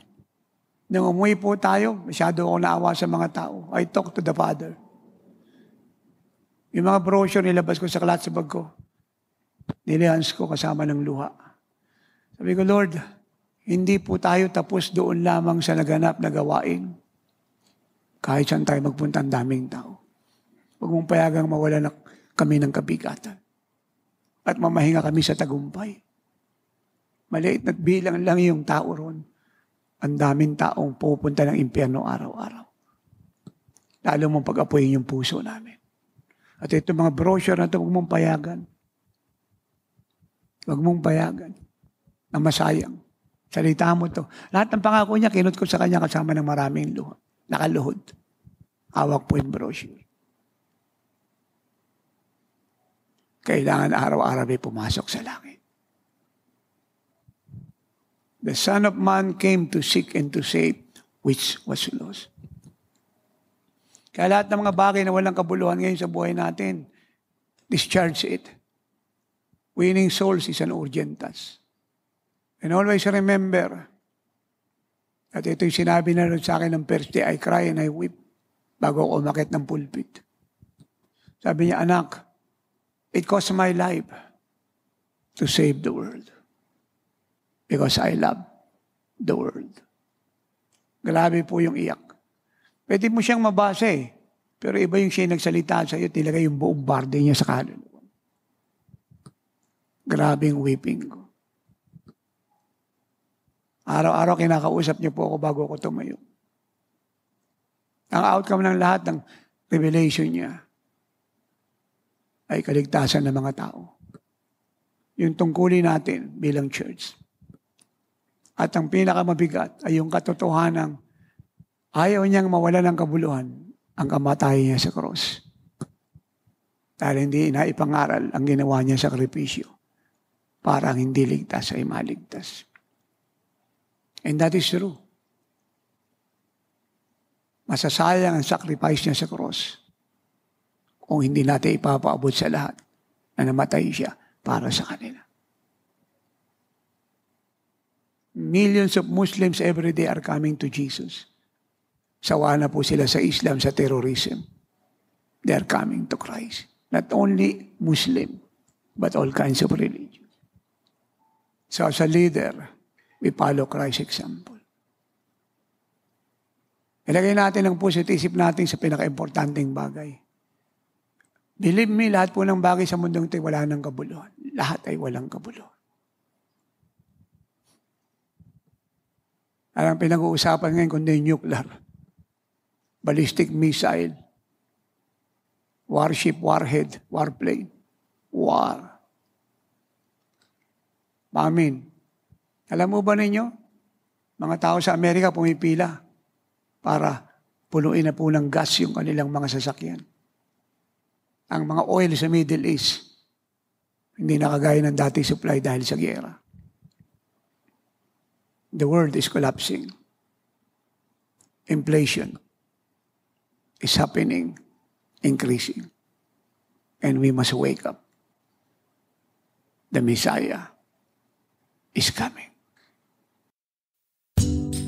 Thanks for listening to Miracle Hour Podcast. If you are blessed with our program and want to know more about the Lord, like us on our Facebook page at www.facebook.com/JIOSWM and subscribe to Jesus is Our Shield Worldwide Ministries YouTube channel. Our time is running out. Jesus is coming any moment. Apostle Renato D. Carrillo is mandated by God to bring the church to its full potential and to live like Jesus. Have a part in this end-time move of God. Pray, fast, and give to the work of the Lord. To God be all the glory.